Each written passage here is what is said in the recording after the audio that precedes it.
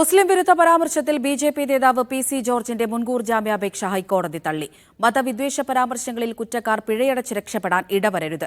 ശിക്ഷ ഉയർത്തുന്ന കാര്യം നിയമകമ്മീഷനും പാർലമെന്റും പരിശോധിക്കണമെന്നും ഹൈക്കോടതി. യൂത്ത് ലീഗ് നൽകിയ പരാതിയിൽ വിവിധ വകുപ്പുകൾ പ്രകാരം ഈരാറ്റുപേട്ട പോലീസാണ് ജോർജിനെതിരെ കേസെടുത്തത്.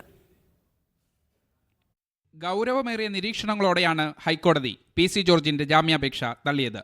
പ്രഥമദൃഷ്ട്യാ മതവിദ്വേഷത്തിനെതിരായ കുറ്റം നിലനിൽക്കും. പൊതുമധ്യത്തിൽ മാപ്പ് പറഞ്ഞ് കുറ്റകൃത്യത്തെ ലഘൂകരിക്കാനാവില്ല. 30 വർഷം ജനപ്രതിനിധിയായിരുന്ന ഒരാളുടെ പരാമർശങ്ങൾ സമൂഹം കാണുന്നുണ്ട്.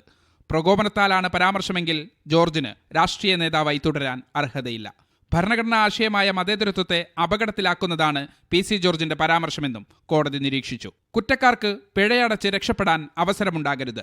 ഇത്തരം കുറ്റങ്ങൾക്കുള്ള ശിക്ഷാവിധി ഉയർത്തുന്ന കാര്യം നിയമകമ്മീഷനും പാർലമെന്റും പരിശോധിക്കണമെന്നും ജാമ്യം തള്ളിക്കൊണ്ടുള്ള ഉത്തരവിൽ ജസ്റ്റിസ് പി.വി. കുഞ്ഞികൃഷ്ണൻ വ്യക്തമാക്കി. ചാനൽ ചർച്ചയിൽ മുസ്ലിം വിഭാഗത്തെ അധിക്ഷേപിക്കുന്ന പരാമർശം നടത്തിയതിനെതിരെ ഈരാറ്റുപേട്ടയിലെ മുസ്ലിം യൂത്ത് ലീഗ് ഭാരവാഹികളാണ് പോലീസിനെ സമീപിച്ചത്.